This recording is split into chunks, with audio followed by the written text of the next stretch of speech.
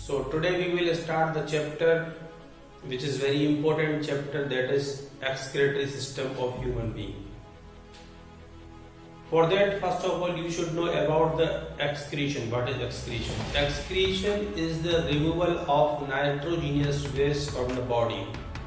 There are many organs which perform the role in excretion. Those are skin, lungs, and our kidney. These are the excreting organs of our body.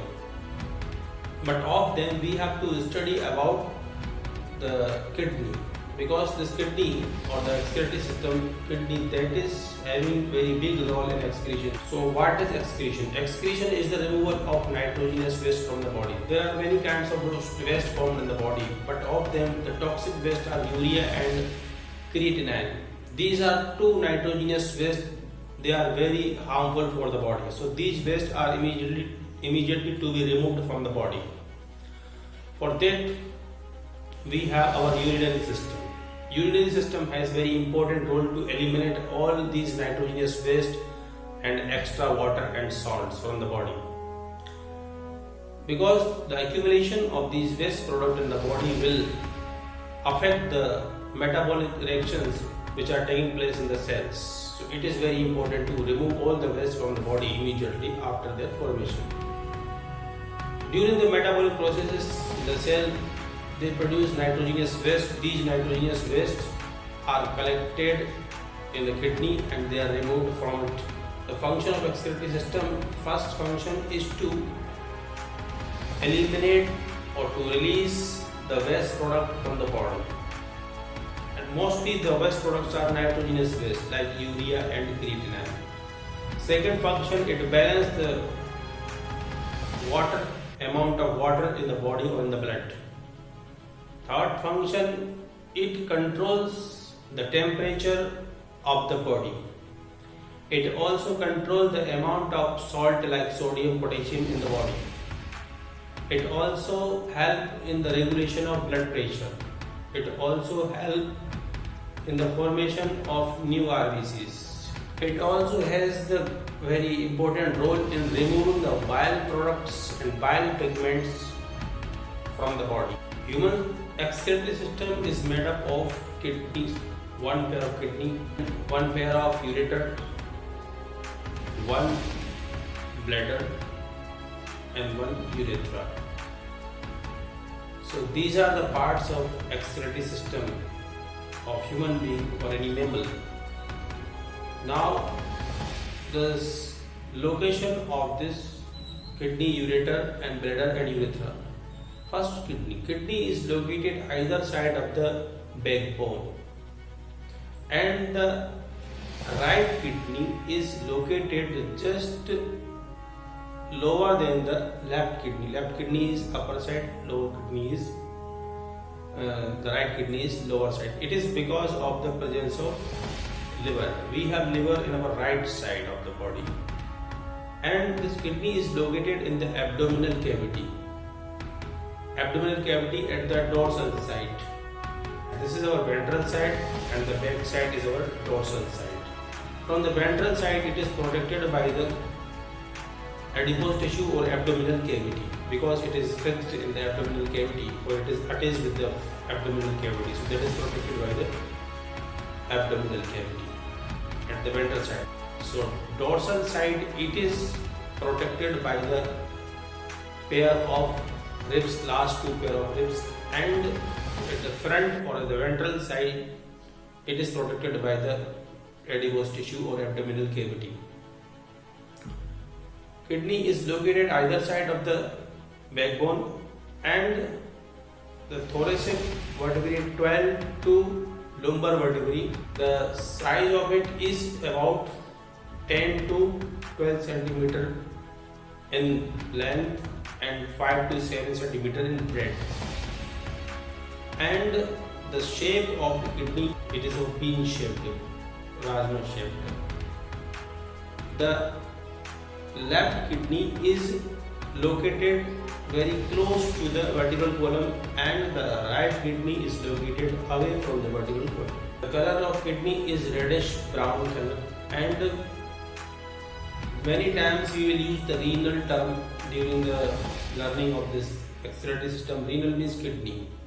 The next part comes, that is ureter. We have two ureter, and ureter comes from the dorsal side to the bladder. They arises from the kidneys and they move backside at the dorsal side and they enter into the bladder. They comes by turning because they are not straight, because it is to prevent the backflow of the urine. So they are having a curve from ventral side to the dorsal side and they enter into the bladder. Bladder is a pouch where the urine is stored temporarily. It is muscular pouch or bag-like structure.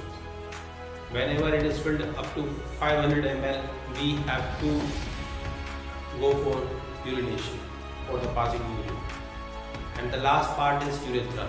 Urethra in male, it is the larger tube-like structure which eliminate urine outside, and in female it is shorter. Urine is formed in the kidney and ureter is to carry the urine from kidney to the bladder, and bladder store the urine for temporary period, and urethra allows this urine out of the body.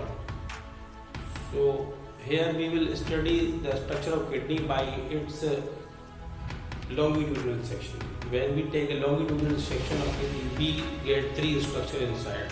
The outermost part of the kidney, that is called cortex, and the middle part is called medulla, and the innermost part is called renal pelvis. Kidney is not surrounded by a membrane which is having a fluid like other organs. In cardiac system we have seen that cardiac system is surrounded by, or the heart is surrounded by pericardium, and this pericardium is in fluid, but around the kidney the fluid is not present, and it is covered by peritoneum. It is a type of membrane which covers kidney from the ventral side. Ventral side means from the front side, from the abdominal side. This side, the kidney is having one layer that is called peritoneum, and at the dorsal side it is not having any membrane like peritoneum. At the dorsal side it is attached with the abdominal cavity. If we see a renal or kidney, it is the bean shaped, and this part is, you can see, having a curve outside, and this part is having curve inside. This is concave, this is convex. So here the membrane which is covering kidney, that is different, and here the membrane which is covering the kidney is different. So the cortex region of the kidney has the Malpighian tubules or the uriniferous tubules or nephron. Their PCT or the DCT, that is still proximal tubules, are present in the cortex region. The middle part is called medulla. This medulla is having the Henle loop of the nephron or uriniferous tubule and the collecting duct inside it. And the third is renal pelvis. All collecting ducts combine together to form ureter. That ureter is coming out from the kidney through pelvis. So pelvis region is a funnel shaped structure. Now the structure of urine. Now the structure of nephron. The basic functional and structural unit of urinary system or excretory system is nephron or uriniferous tubules.